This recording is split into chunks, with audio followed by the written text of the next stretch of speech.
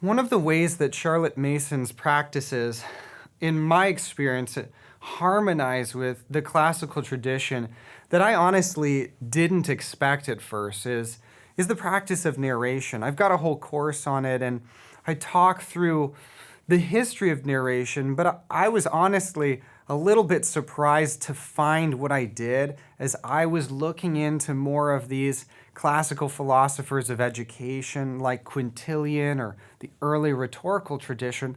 I was amazed to see them recommending practices exactly like narration. And I think I was surprised by that, partly because Charlotte Mason doesn't explicitly talk about her sources there.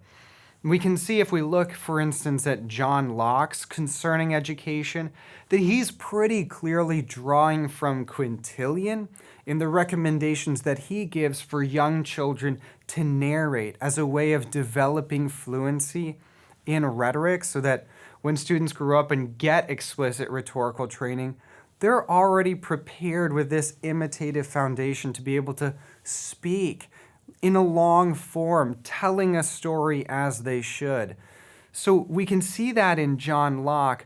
What I suppose to be the case is that Charlotte Mason, even if she didn't know it, is dependent on John Locke there. And sometime before her home education had been interacting with Locke's work. So she perhaps unwittingly tapped into this whole history of narration as a practice, and then made the further leap of globalizing it into a teaching practice for engaging with a vast array of subjects.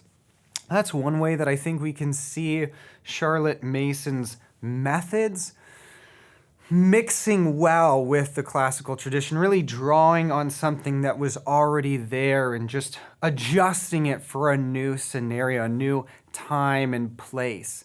Another way that we can see Charlotte Mason drawing from the classical tradition is in her recommendations for habit training. You know, when Charlotte Mason talks about the value of habit and how we can help train a student in helpful habits and good habits and life-giving habits, she does use some of the modern research of her day, some early findings about brain science, but she's also drawing on a rich tradition of reflection about customs overcoming another, about the power of habit over nature. I mean, we can see this sort of thing explicitly in Aristotle, who endorsed habit as the method for getting moral virtue. He said famously in his Nicomachean Ethics, excellence comes by habit. How do you want to get moral virtue? It's not about one act of courage.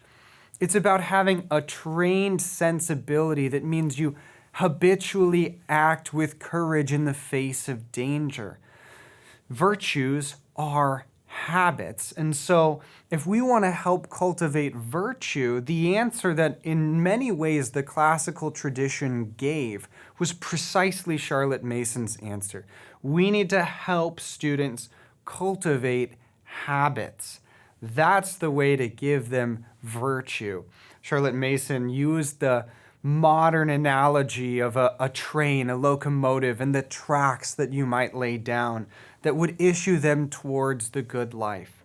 But here we can see with habit training, Charlotte Mason is both interacting with the modern science of her day about our brains and how things seem to work for us as best we can get at it, but also this rich tradition of reflection on how we are habituated beings and what we do repeatedly becomes our character.